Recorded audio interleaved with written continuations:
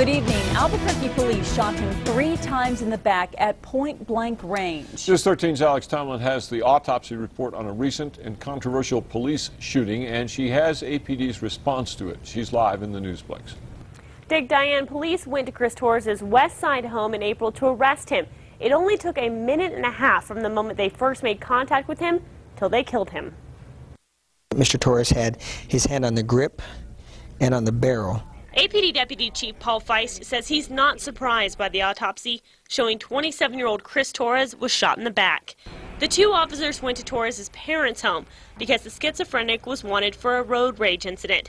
APD knew Torres had mental problems, but the officers said they didn't know about his history.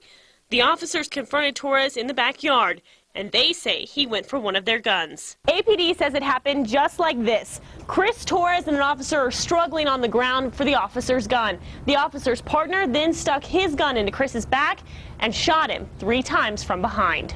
Feist says there's no denying the gun struggle. Mr. Torres' DNA on the grip of the pistol as well as on the barrel of the pistol.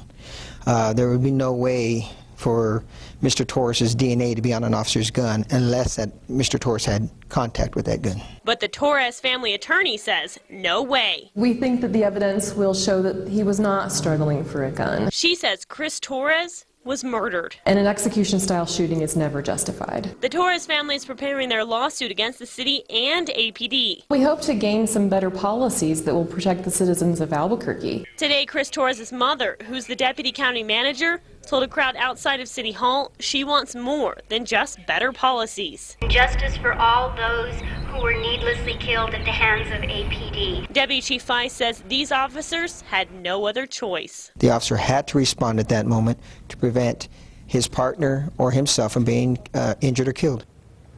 To put it in perspective how short of a time period it was between the officers making contact with Chris Torres and shooting him, it was shorter than the time you've been listening to this story.